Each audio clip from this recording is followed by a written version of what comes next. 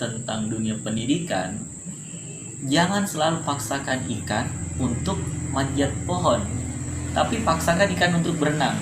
Ajarin ikan untuk berenang, jangan ajarin ikan untuk manjat pohon.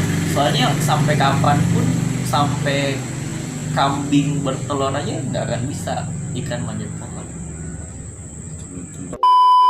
Coba gini, saya dapat satu permasalahan. Kayaknya agak lebih serius untuk Permasalahannya gini, ini mungkin curhatan juga bisa, tapi terserah komentar aja gimana, terserah. Katanya banyak orang nakal di kampus. Terus orang nakal itu dimarahin. Ya kan? Orang nakalnya dimarahin.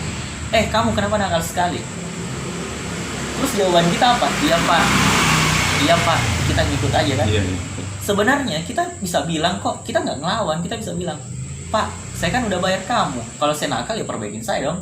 Betul. Iya kan? Tapi katanya ngelawan, katanya kita ini nakal. Terus bilang aja, kalau kita udah ngelawan, ngebentak, ngebantah, ya pasti jurus terakhirnya orang-orang tua kita di kampus, di sekolah pasti, saya ini orang tua kamu, orang tua kedua kamu. Orang tua Anda sudah menitipkan Anda ke saya, jadi saya berhak untuk Anda. Ada alibi pembenarannya. Ya, kita juga bisa, kita harus analisis cerdas dong. Pak, kalau misalnya bapak atau ibu menganggap bapak atau ibu adalah orang tua kedua saya, anggap juga dong kami anak Anda. Ya, setidaknya enggak harus diperlakukan. Jangan anggap kami sebagai kriminal.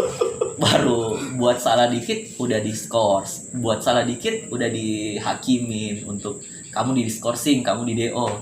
Betul. Ya harusnya kalau kalian menganggap kalian adalah orang tua kedua, kalian juga harus anggap kami sebagai anak Anda. Bimbing kami dengan baik. Gitu maksudnya. Iya. Jadi dapat sedikit pencerahan ya teman-teman. Semoga kalian bisa inilah bangkitlah. Bangkit dong. Terus ini Kak, untuk seputar dunia pendidikan kan tadi sudah sedikit kita dapat pencerahan nih teman-teman terkait kondisi. Terus kira-kira yang jadi persiapannya untuk mahasiswa tadi semester berapa, terus juga mahasiswa baru nanti, apa yang sebenarnya yang harus dipersiapkan ini Kak, supaya betul-betul bisa inilah, maksudnya dari lebih matang. Ya lebih matang kayak gitu. Ini coba kita telisik dulu sejarahnya sebelum kita melihat ke depan. Sejarahnya dulu dunia kampus di Indonesia tuh dunia sekolah. Iya. Orang sekolah diburu, bilang sini sekolah, gue beliin buku, gue beliin seragam. Di masa Soekarno, coba lihat aja sejarah, baca buku buka dan baca buku sejarah yang kemarin-kemarin. Orang sekolah tuh diburu, bilang kamu harus sekolah, kamu anak ini harus sekolah. Masuk dalam sistem kenegaraan kita, dalam dunia politiknya pada saat Bung Karno ke Soeharto, itu terjadi pergolakan besar dalam dunia politik Indonesia, sehingga kita banyak menginvestasi modal-modal asing, kita banyak berhutang dan sebagainya demi pembangunan, katanya demi pembangunan. Disitulah mulai bahwa negara kita, pendidikan kita itu mulai membayar Rp350. Coba cek aja di referensi-referensi yang ada. Itu sudah mulai membayar. Gitu. Jadi itu mulai pertama membayar, lama-lama kelamaan kita sampai sekarang. Kampus saya itu sekarang kalau masuk, saya nggak bisa sebut kampusnya, kampus apa, tapi kampus saya sekarang kalau masuk udah 5 jutaan. Damn! Di luar dari biaya per semester. Jadi masuk pertama udah investasi 10 juta. Betul. Kalau untuk itu 10 juta untuk apa? Iya, ada pembangunan kok, ada AC, gedung tambah bagus, tambah kursi udah diperbarui dan sebagainya. Kita lihat faktanya. Cuman kalian hitung juga, kalian berapa orang kali 5 juta itu? Gajinya berapa? Gaji dosen berapa? Terus sekarang gini, ada biaya-biaya di kampus yang kalian harus lihat dalam KRS. Ada biaya kemahasiswaan, ada biaya pembangunan, ada biaya lab, ada biaya ini, ada biaya ini. Kalian harus cross check dan cari ini uangnya kemana.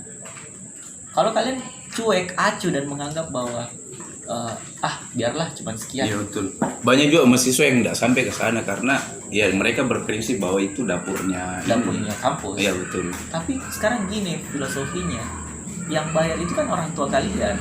Sekarang kalian lebih sayang dosen kalian atau lebih sayang orang tua kalian? Iya. Logikanya dimainkan. Kalau kalian menganggap uang kecil 100.000, 200.000 itu ya biarlah, itu kan dapur kampus. Tapi gini, kamu tahu nggak bagaimana susahnya orang tua cari uang 100-200 ribu? Mungkin Tom udah tahu, udah kerja kan, saya juga udah kerja, dan Tapi kayak susah lah. untuk mendapat uang 100.000 aja itu kita keluar, kasarnya keluar keringat dari ujung kepala sampai ujung ya yang lain-lain lah. Ngeri lah perjuangan. Ngeri lah. Dan kalian enak aja. Iya betul. Sebelum kita menelaah lebih ke depan ini, filosofi pendidikan sekolah berasal dari kata sekolah atau waktu luang. Waktu luang, uang yang kalian invest itu adalah orang tua kalian membeli waktu luang untuk kalian. Seandainya kalian tidak kuliah atau tidak sekolah, kalian sudah kerja, kalian tidak punya waktu luang lagi. Jadi saya pakai referensi kampus saya tidak bisa sebut namanya, saya pakai referensi kampus saya. Kampus saya sekarang sudah 5 jutaan per semester. Jadi orang tua kalian itu membayarkan waktu luang kalian sebanyak 5 juta rupiah selama 6 bulan untuk jadi waktu luang kalian. Parahnya, katanya saya mau kerja part time, menyibukkan diri. Orang tua kalian tuh sudah mati-matian untuk membelikan kalian waktu luang. Kalian malah mau cari kesibukan. Kenapa nggak sekalian sibuk aja, nggak usah waktu luang. Terus kalian udah dibeliin waktu luang, kalian masih ngeluh, waktu luang saya udah ada, tapi saya harus beli buku untuk menambah fasilitas waktu luang saya untuk belajar. Orang tua kalian kirim uang lagi untuk beli buku. Udah beli buku, waktu luang kalian untuk baca buku, kalian juga masih mengeluh. Saya sudah punya buku, saya sudah punya waktu luang, tapi saya tidak tenang. Akhirnya dibayarkan kos lagi untuk tenang katanya. Udah tenang, udah bisa baca buku, udah bisa belajar, udah punya waktu luang. Alasannya lagi, kampus saya jauh, dibelikan lagi kendaraan. Terus sekarang udah ada semua fasilitas itu, waktu luang kalian pakai jadi apa-apa. Kalian mau pakai untuk apa? Dan parahnya, saya tidak sebut semua mahasiswa. Tapi ini tunggu dulu Kak, ini memang bentukan dari masalah-masalah yang sudah kita ulas tadi atau memang dari personalnya ini orang sebenarnya? Gini. Karena kan biasa orang juga, ya kita kan misalnya anggaplah saya dari kampung yang masuk ke lingkungan yang baru, kita bicara kampus, otomatis ya kan pada dasarnya kita juga terbentuk itu memang dari lingkungan kayak itu. Apakah memang secara personalnya kita atau memang dari lingkungan yang itu tadi? Saya sudah bilang dari awal bahwa pendidikan di Indonesia itu sekarang membentuk kurikulum tentang ketenaga kerjaan. Kita disiapkan untuk menjadi seorang tenaga kerja, bukan lagi disiapkan untuk menjadi warga negara. Jadi gini, dulu orang untuk sekolah itu melihat bendera merah putih saja sudah bangga sekali. Sekarang ngapain? Orang bangga kalau lihat orang punya banyak uang, karena mindset kurikulum kita udah emang ke tenaga kerja materialistik. Mindset sekarang mahasiswa tidak lagi berpikir nggak apa-apa saya lapar, yang penting saya bisa berpikir dengan baik.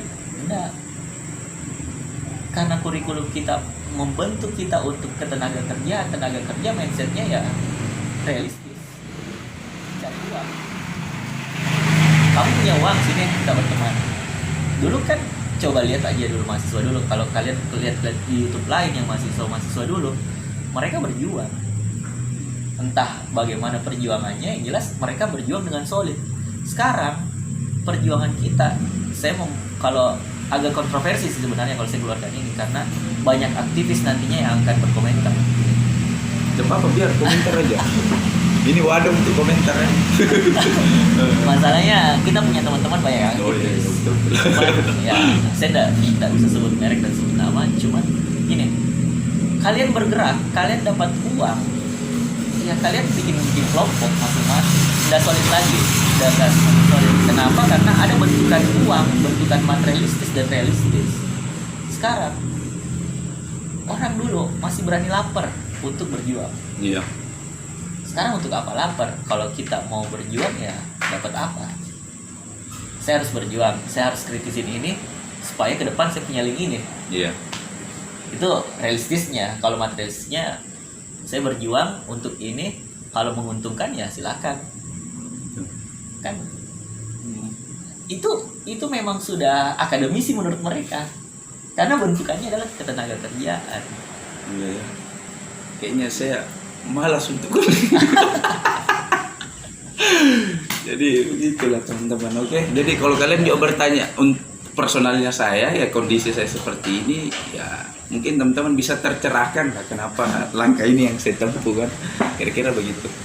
Nah jadi ini sebagai penutup Kandi, mungkin ada, karena kalau semakin kesini nanti mungkin kita bisa buat part-part selanjutnya lah ya gitu kan, karena memang ini konten edukasi kayak gitu, untuk memberi secerca harapan supaya teman-teman juga bisa lebih nalar kritisnya itu lebih tumbuh kayak gitu. Kalau saya sih cuman membuka kritik aja, Ya, soalnya betul. tadi kan cuman antitesa Ya, kebanyakan betul. sekarang yang kalian lalui, fakta yang kalian lalui, dan komentar-komentar argumen saya tadi adalah antitesa dari beberapa mahasiswa yang telah mahasiswa lalui.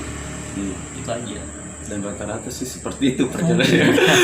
Oke, jadi biasa Kak, kalau di terakhir di video saya itu biasa ada motivasi buat teman-teman, ya kan? Karena kalau untuk kesimpulan mungkin kita belum bisa simpulkan ya, karena nanti kita buat part-part selanjutnya. Ini sedikit pengantar aja buat teman-teman.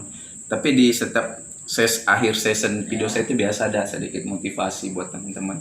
Terus untuk terserah lah Kak, mau kalangan mahasiswa, pemuda. Terusnya pemuda sih sebenarnya. Kalau saya sih pesannya gini aja, yang penting kalian nggak usah dulu baca buku lah, beli buku, bergaul. Kalau untuk membacanya nanti akan punya minat sendiri, punya buku dulu lah, itu aja. Yang penting buat teman-teman pemuda mahasiswa, kalau kalian belum punya minat untuk baca buku, setidaknya kalian punya minat untuk membeli buku yang berjudul ekstrim atau berjudul yang kontroversi, itu aja.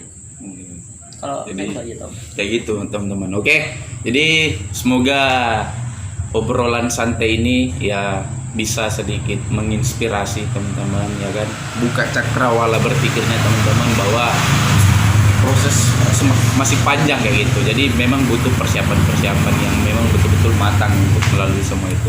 Oke, semoga ini bisa bermanfaat teman-teman. Kalau kalian suka ya silakan like video ini. Kalau kalian tidak suka ya terserah. Tapi terus support channel ini, semoga saya juga semakin enjoy, semakin semangat untuk buat konten-konten yang bisa memberi edukasi ke teman-teman. Oke, jadi mungkin nanti kita ketemu di part-part selanjutnya Kak. Jadi terima kasih juga, saya sudah tanya-tanya ini, wah luar biasa sekali ya. Oke teman-teman, terima kasih. Jadi video mungkin cukup sampai di sini. Nanti kita ketemu di next video. Oke, thank you so much. Thank you.